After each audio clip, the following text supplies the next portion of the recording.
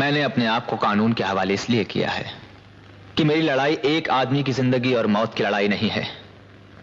सवाल यह नहीं है कि मुझे सजा होगी या नहीं, सवाल यह है कि हमारे देश के लोग आराम से जिंदा रह सकेंगे या नहीं। आज इस देश में क्या हो रहा है? कानून कहां है? लॉ एंड ऑर्डर कहां है? जहां देखो वहां गुंडों का राज है, अराजकता है, बलात्कार ही बलात्कार है, कभी किसी अबला का, कभी सारे समाज का। गली गली में इंसानियत का खून हो रहा है, हमारी आजादी का खून हो रहा है और हम चुपचाप खड़े देखते रहते हैं। पुलिस कुछ करना नहीं चाहती, कानून कुछ कर नहीं पा रहा, इसलिए मुझे पिस्तौल उठानी पड़ी। मगर एक जुर्म को हटाने के लिए दूसरे जुर्म का सहारा तो नहीं लिया जा सकता? अगर पुलिस की गोली से कोई अपराधी मारा जाए तो उसे जुर्म नहीं कहा जाता जज साहब। पुलिस पर मुकदमा नहीं चलाया जाता। मैंने वही किया है जो पुलिस को करना चाहिए था और उसने नहीं किया। कानून शिकनी के बढ़ते हुए तूफान को रोकने के लिए मैंने एक और तूफान का सहारा लिया। आज अगर इस शहर में अमन और शांति है, लोग आजादी से चल फिर रहे हैं, जिसकी वजह वो तूफान है, वो डर है। मैं मानता हूं कि मैंने खून किए हैं, लेकिन दोष मेरा नहीं है, दोष कानून का है। आज इस कटहरे में मुझे नहीं, कानून को होना चाहिए था। लेकिन कानून को कैसे बुलाया जा सकता है? बुलाया जा सकता है योर ऑनर। मैं इस अदालत में कानून को पेश करने की इजाजत चाहती हूं। मैं समझा नहीं। मैं जस्टिस वीवी देशमुख को इस अदालत में एक गवाह के रूप में पेश करना चाहती हूं। यह नहीं हो सकता। एक जज को मैं नहीं चाहता कि मेरी जिंदगी के लिए कोई भी लड़े। प्रभात, मैं कोई नहीं हूं, मैं रजनी हूं, तुम्हारी जिंदगी और तुम मेरी जिंदगी हो। हमारी जिंदगी का फैसला तुम अकेले नहीं कर सकते। मैं ये मुकदमा लड़ूंगी, तुम मुझसे ये हक नहीं छीन सकते। I will fight for your life.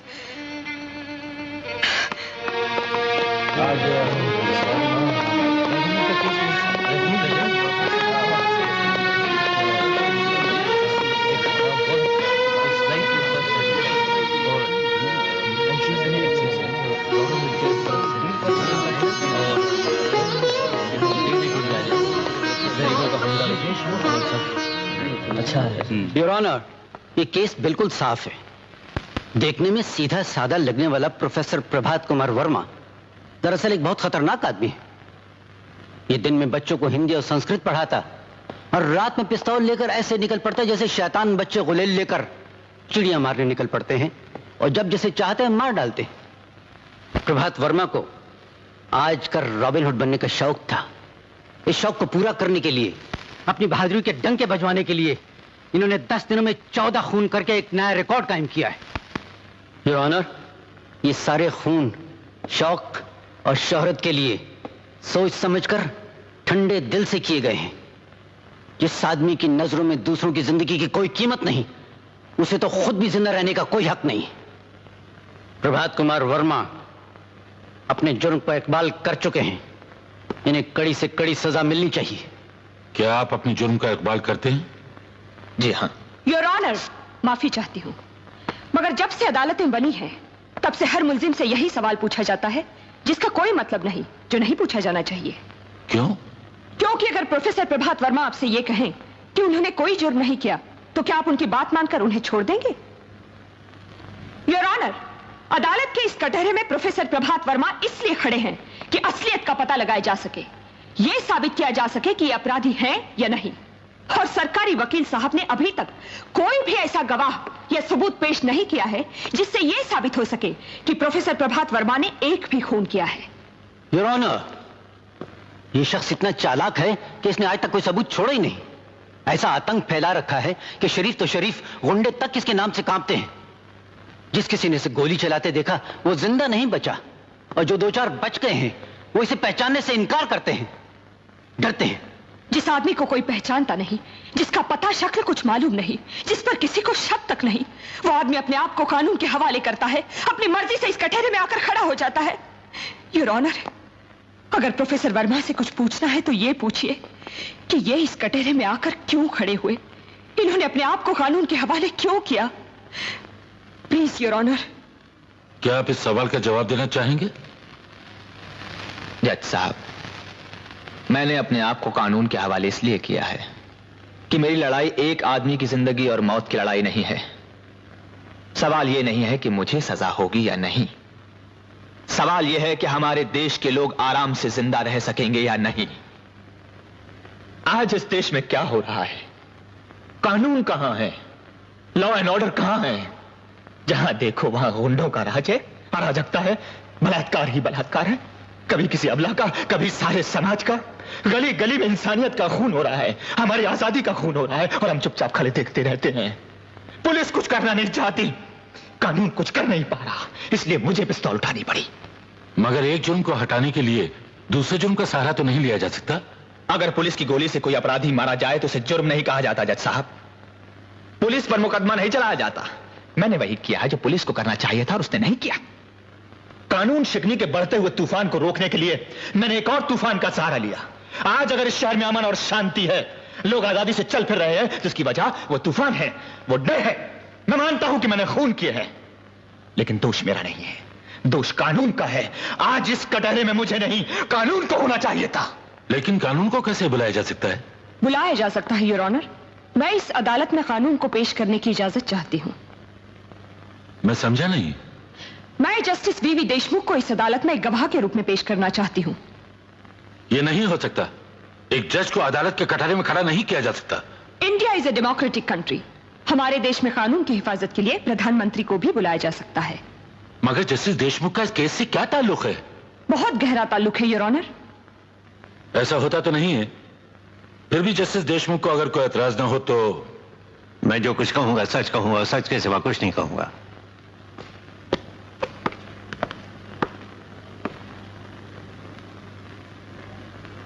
Justice Deshmukh, आपको पिछले नवंबर की 20 तारीख याद है? क्या हुआ था उस दिन?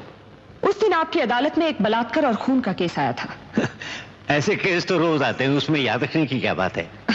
बात यह थी कि मुलजिम सुरेश ठाकुर एक अमीर आदमी का भतीजा था और उसकी गवाही देने दिल्ली से एक मंत्री महोदय तशरीफ लाए थे, याद है?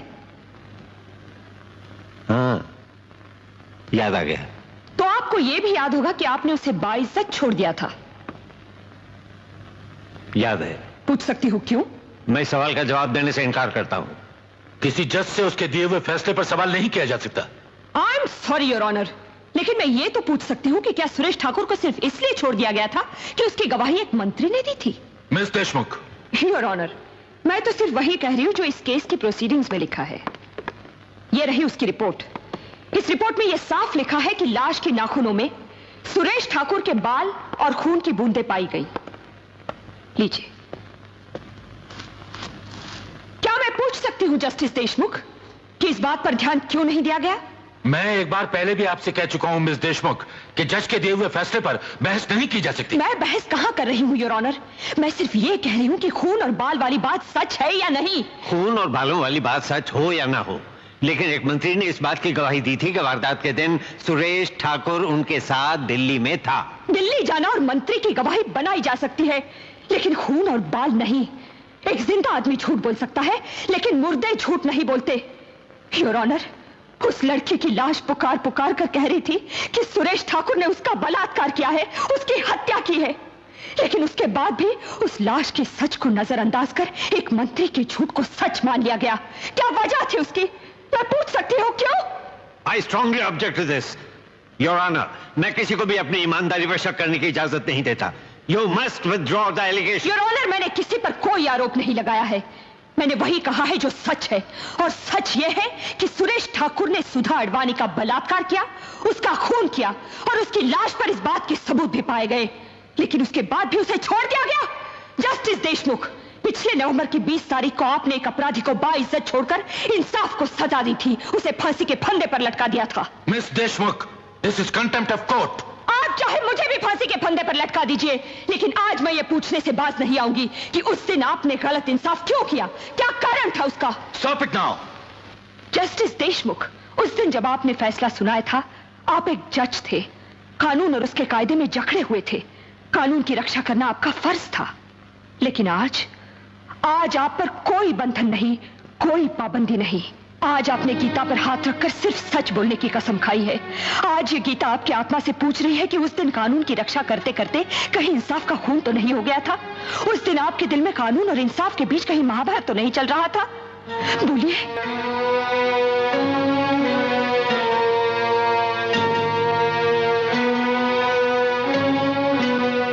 एक जज के दिल में ये महाभारत हमेशा होती रहती है।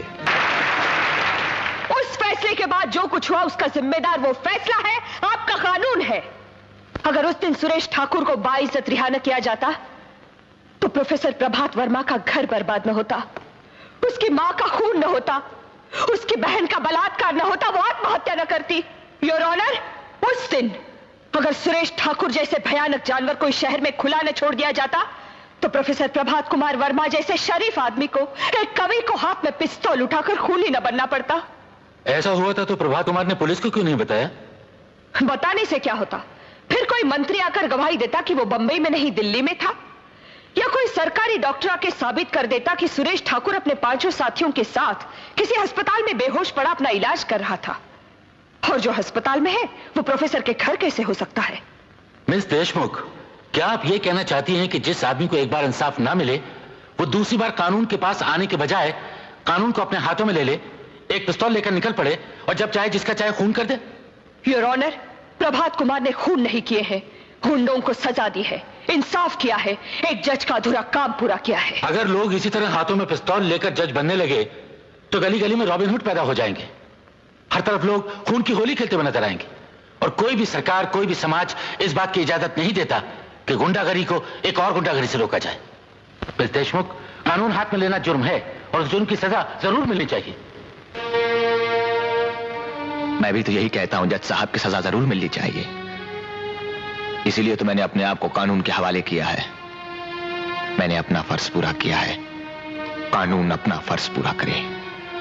इसके लिए कानून को अगर मेरी जान की जरूरत है तो वो हाजिर है। फांसी का फंदा मैं खुद अपने गले में डाल लूंगा। बस एक प्रार्थना है आपसे। बड़ी तपस्या और बलिदान के बाद हमारे इस देश को आजादी मिली है। ऐसा कुछ कीजिए कि इस आजादी को हमसे कुछ छीनने ना पाए, कोई गुंडा इसका बलात्कार ना कर सके। आने वाली संतानें अपने आजाद देश में आजादी की सांस ले सके, बिना डर के जिंदा रह सके। और कानून को इतना मजबूत बना दीजिए कि फिर कभी किसी प्रभात को पिस्तौल का सहारा न लेना पड़े। इसके बदले मौत भी मिलेगी तो प्रसाद होगी, भारत माता का आशीर्वाद होगा।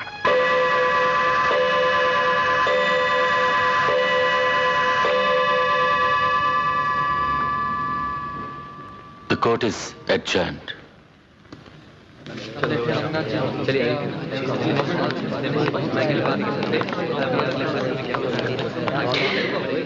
I'm sorry, पापा। इसमें सॉरी की क्या बात है?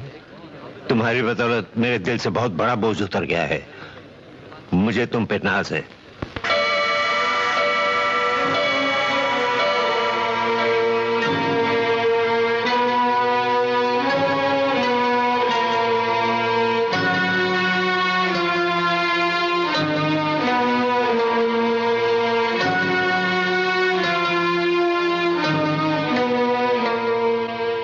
सुनिए, खाना लग गया है।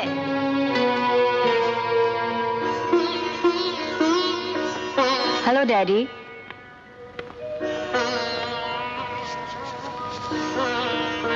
Hello daddy. हेलो बेटी। तुमसे कई बार कहा है कि अदालत की परेशानियां घर पे नहीं लाया करो। क्या करूं भाई, काम ही ऐसा है। इंसान की जिंदगी और मौत का सवाल होता है। आजकल रॉबिन हुड का केस चल रहा है। बात तो ठीक है, जब से वो आया है शहर में अमन हो गया है, नहीं तो जब तक रेनू कॉलेज से नहीं आ जाती थी मुझे तो डर लगा रहता था। जरा सोचिए योर ऑनर, आपकी बेटी कॉलेज से घर आ रही है, रास्ते में गुंडा उसे देख लेता है, वो भागती है, गुंडा उसका पीछा करता है, उसको पकड़ लेता है, उसका बलात्कार करना चाहता है। आपकी बेटी मदद के लिए पुकारती है, उसकी चीखें सुनसान सड़कों से टकराकर वापस आ जाती है, वो थककर जमीन पर गिर जाती है और गुंडा उसके कपड़े उतारने के लिए हाथ आगे बढ़ाता है और अचानक एक गोली चलती है।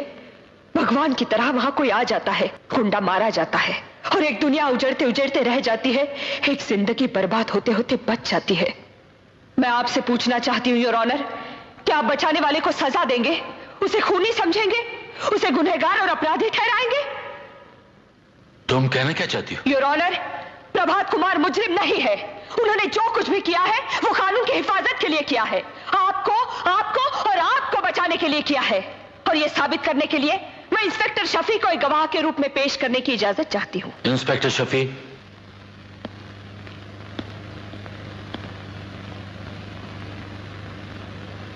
मैं कसम खाकर कहता हूं, जो कहूंगा सच के सिवाय कुछ नहीं कहूंगा। जब आपको कमिश्नर साहब ने बुलाया और रॉबिनहुड का पता लगाकर उसे गिरफ्तार करने का हुक्म दिया, तब आपने क्या कहा? मैंने यही कहा कि रॉबिनहुड तो पुलिस का काम कर रहा है और पुलिस से अच्छा काम कर रहा है। जो काम हम पिछले 25 वर्षों में नहीं कर पाए, वो उसने 10 दिन में करके दिखाया। कैसे? क्या किया उन्होंने? इन्होंने गुंडों के दिलों में डर, दहशत पैदा कर दी है। आज शहर में अपराध कम हो रहे हैं, क्राइम रेट गिर गया है। हर आदमी सुकून और शांति की नींद सो सकता है आज। जब आप प्रभात कुमार को गिरफ्तार करने गए तो क्या वो भाग खड़े हुए? जी नहीं, बल्कि मैंने इनसे कहा यह शहर छोड़कर भाग जाइए। इन्होंने भागने से इनकार किया और कहा समाज में सारी गड़बड़ियां सिर्फ इसलिए चल रही हैं कि पुलिस अपना फर्ज पूरा नहीं कर रही, कानून अपना फर्ज पूरा नहीं कर रहा। मैं अपने आप को कानून के हवाले करता हूं, जिससे कि मेरी आवाज अदालत के जरिए लोगों तक पहुंच सके और मैं बता सकूं कि मेरी पिस्तौल से निकली गोली का काम सिर्फ अपराधियों को मारना ही नहीं, कानून को जगाना भी था। मैंने अपना फर्ज पूरा किया है, आप अपना फर्ज पूरा कीजिए। और यह कहकर प्रभात कुमार ने अपने आप को पुलिस के हवाले कर दिया। आपने प्रभात कुमार को भाग जाने के लिए क्यों कहा? योर ऑनर, प्रभात कुमार ने रॉबिनहुड बनकर गुंडों के दिलों में जो डर, जो आतंक पैदा कर दिया था, मैं उस डर को जिंदा रखना चाहता था। उस रॉबिनहुड को जिंदा रखना चाहता था जो लोगों की रक्षा करता रहा। इंस्पेक्टर शफी, हालात कुछ भी रहे हों, आपको अपना फर्ज अदा करना चाहिए और आपका फर्ज खूनी को पकड़ना है, उसका इंसाफ करना या उसे छोड़ देना नहीं। इस गलती के लिए आपको सस्पेंड कर देना चाहिए ताकि दूसरे अफसर से नसीहत लें और कभी ऐसी गलती ना करें। Thank you your honour. Inspector Shafi ने और एक गलती की है, सच बोलने की गलती, यह बताने की गलती कि उन्होंने प्रभात कुमार को भाग जाने की सलाह दी। प्रभात कुमार ने भी यही गलती की थी, सच बोलने की गलती, अपने आप को कानून के हवाले करने की गलती, जबकि अदालत के पास इनके खिलाफ कोई सबूत नहीं था, कोई गवाह नहीं था। मिस रजनी, इससे बड़ा सबूत और क्या हो सकता है कि प्रभात कुमार ने भरी अदालत में यह बयान दिया है कि वो सारे खून इन्होंने किए हैं। अगर अदालत में दिया हुआ बयान ही सब कुछ है, तो मैं इस गीता पर हाथ रखकर बयान देने के लिए तैयार हूं कि ये सारे खून मैंने किए हैं। तो क्या आप प्रभात कुमार को छोड़ देंगे और मुझे सजा देंगे? काश ऐसा हो सकता, लेकिन मैं ये झूठ भी नहीं बोल सकती, क्योंकि इस कटहरे में खड़ा हुआ एक सच्चा इंसान अपने बचाव के लिए किसी भी झूठ का सहारा नहीं लेना चाहता।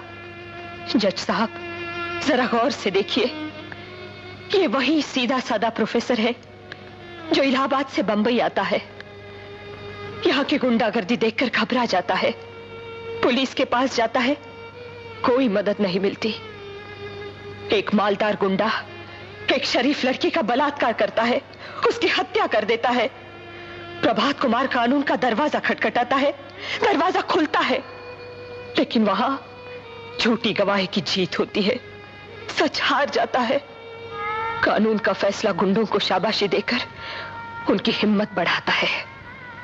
नतीजा वही गुंडा, एक करोड़पति स्मगलर का भतीजा, उस प्रोफेसर को सबक सिखाने के लिए 5 और गुंडों को लेकर उसके घर पहुंच जाता है, और उसके बाद एक बेटे की आंखों के सामने उसकी मां की हत्या कर दी जाती है। एक एक करके 6 गुंडे उसकी बहन का बलात्कार करते हैं। वो मासूम भैया भैया पुकारती रहती है, लेकिन रस्सियों में बंधा हुआ भैया कुछ नहीं कर पाता, कुछ नहीं। वो शर्म से ऊपर से कूदकर अपनी जान दे देती है और उसका छोटा सा घर शमशान बन जाता है। और ये सब सिर्फ इसलिए कि प्रभात कुमार ने गुंडों की शिकायत की थी, कानून का दरवाजा खटखटाया था। पुलिस और कानून की मदद मांगने की इतनी बड़ी सजा। कानून तो सिर्फ एक बार फांसी देता है, लेकिन उस रोज 6 गुंडों ने इन्हें बार बार फांसी के फंदे पर लटकाया था।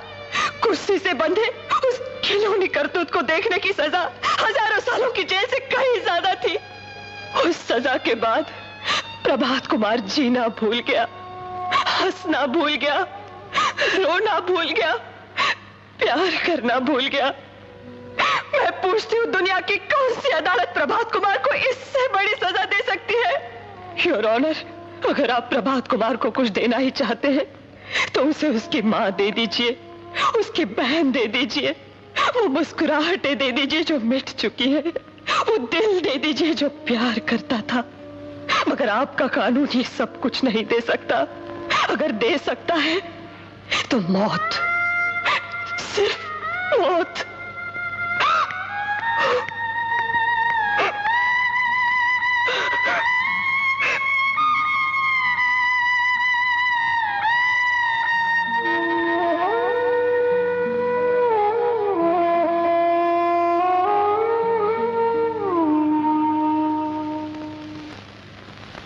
इसमें कोई शक नहीं कि पिछले कुछ दिनों से हमारे देश में अपराध और अराजकता बढ़ती चली जा रही है।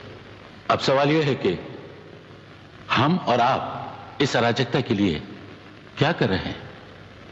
चुपचाप देखते रहना या कानून और सरकार को गालियां देना इसका इलाज नहीं, और नहीं इसका इलाज कानून को हाथ में लेकर लोगों का खून करना है। दोनों रास्ते गलत हैं। इसलिए आज जरूरत इस बात की है कि हम सब लोग साथ मिलकर अपने देश को मजबूत करें, कानून को मजबूत करें, पुलिस को मजबूत करें, जिससे हमारे देश से अपराध और अराजकता कम हो सके और हम हर एक के साथ सही इंसाफ कर सकें। प्रभात कुमार के साथ भी सही इंसाफ होना चाहिए। कानून का तकाजा है कि उन्होंने जो जुर्म किया उसकी सजा उन्हें मिले। इसलिए यह अदालत प्रभात कुमार को उम्र कैद की सजा देती है। लेकिन जिन हालात में ये खून हुए, उन हालात में किसी भी इंसान का मानसिक या दिमागी संतुलन बिगड़ सकता है। प्रभात कुमार के साथ भी ऐसा ही हुआ। इसलिए यह अदालत इंसानियत और इंसाफ की मांग को पूरा करते हुए सरकार से यह दरखास्त करती है कि उनको और उनकी सजा को माफ कर दिया जाए, ताकि प्रभात कुमार एक बार फिर से अपनी टूटी हुई जिंदगी को समेटकर सही मायनों में एक अच्छे नागरिक की तरह जी सके।